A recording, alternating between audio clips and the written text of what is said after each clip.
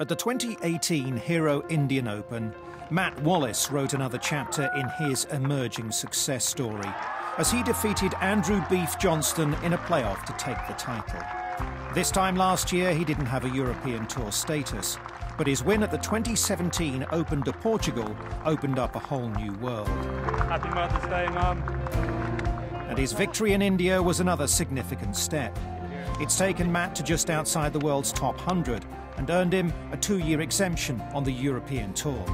Yeah, it was amazing. Played some really good stuff, probably the best stuff that I've ever played before. And to get it done in the style that it happened in the playoff against Beef was special.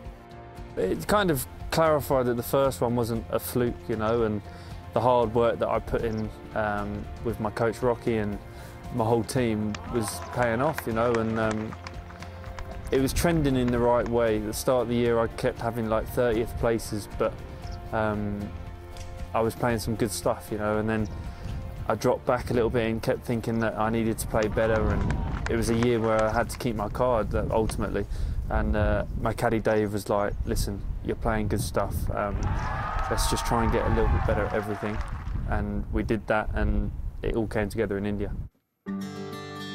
Wallace's highly experienced caddy Dave McNeely has provided tremendous support. Having carried the bag for multiple major champions, Sir Nick Faldo, and for Padraig Harrington in the past, the Irishman has visited many of the world's finest courses.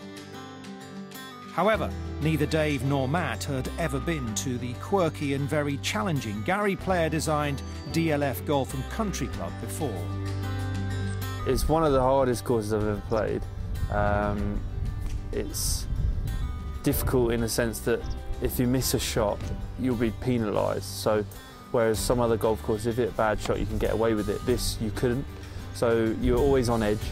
A bad shot would lead to a double bogey and or worse. So even coming down the last few holes, if you had a slender lead, you had to be on point, otherwise you'd lose it. I said to Dave, my caddy, before we started that, because I knew the course was supposed to be quite tough, and I knew a lot of people didn't go to it because they knew it was a hard golf course. So I said to Dave that he's gonna earn his money this week by really knowing the golf course, really getting used to it. And it was his first time there as well, so I think he did more work than he would normally. Even though he works really hard, he did a bit more work than he would normally, and it worked out perfect for us. No birdie at the 72nd hole in Delhi meant that Wallace would have to take on Beef Johnston in a tournament-deciding playoff. Good luck. Yeah, we'll play well. I think I was fortunate that I played with him the day before. I also played a practice round with him at the US Open, so I knew him.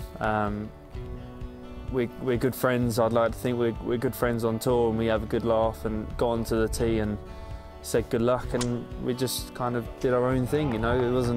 I wasn't nervous. I felt great, and he hit the first tee shot and he hit a great shot, so it kind of took the pressure off me. I knew I had to hit a good shot, and I did. The drive was set it up, and Beef obviously laid up. I don't think a lot of people know that he was in a divot, so I think he had to lay up from there.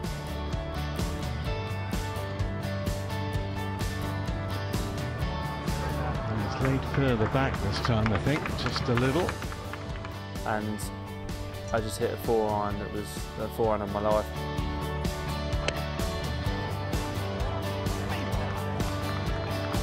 Oh, it's a good-looking shot.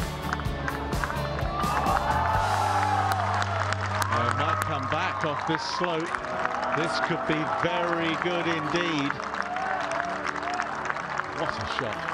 What a shot.